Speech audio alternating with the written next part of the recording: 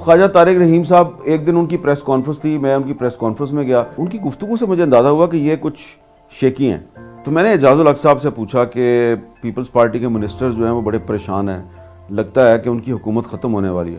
उसने कहा ये थोड़े दिनों की बात है। अब मेरे मौलाना कौसर नियाज़ी साहब से ताल्लुकात, मैंने उनसे पूछा तो उन्होंने कहा बरखुरदार बेनज़ीर भुट्टो की बरतरफी के लिए जो गुलाम इसहाक खान ने तकरीर तैयार की है वो आपके इस अंकल ने ही लिखी है। मैंने जब उनकी ये बात सुनी, मैंने कहा नियाज़ी साहब ये तो आप मुझे बहुत बड़ी खबर दे रहे हैं। उसने कहा मेरा नाम नहीं देना। मैंने कहा अच्छा। मैंने कहा अब तो मेरा ट्रिपल चेक हो गया है, मेरे पास तो अब 3 सोर्स हो गए। तो उन्होंने पूछा कौन कौन से?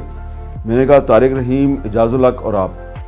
तो उसने कहा जब तुम खबर दोगे तो तुम पकड़े जाओगे, तुम उठा लिए जाओगे। मेरा नाम नहीं लेना और एजाजुल हक का नाम भी नहीं लेना। नाम अगर लेना तो तारिक रहीम का। मैंने कहा उसका नाम क्यों लूँ?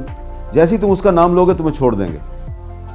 तो मुझे उनकी बात की समझ नहीं आई। जैसे ही मैंने खबर दी तो आधे पौने घंटे के बाद नीचे को लोग आ गए दफ्तर में। उन्होंने मुझे नीचे बुलाया, वो गाड़ी में डाला और ले गए। जब उन्होंने पूछना शुरू किया सोर्स बताओ, खबर का सोर्स बताओ, तो मैं जनाब वहाँ पर डट गया कि नहीं मैं सोर्स नहीं बताऊँगा और रिपोर्टर से आप सोर्स नहीं पूछ सकते। उसने एक किधर छापड़ लगाया मुझे। फिर उसने कहा इसके कपड़े उतारो। अब मुझे समझ आ गई कि ये फौजी हैं और ये कपड़े ज़रूर उतारेंगे। तो जब उन्होंने कपड़े उतारने शुरू किए, सब सिर्फ जब मेरा अंडरवेयर रह गया, मैंने कहा अच्छा यार मैं आपको नाम बता देता हूँ। मैंने कहा मुझे खबर तारिक रहीम साहब ने दिया। तो वो बंदा फ़ौरन भाग के गया। थोड़ी देर में वापस आया, 2 बंदे मुझे फेंटी लगा रहे थे। सर ने कहा इसको छोड़ दो।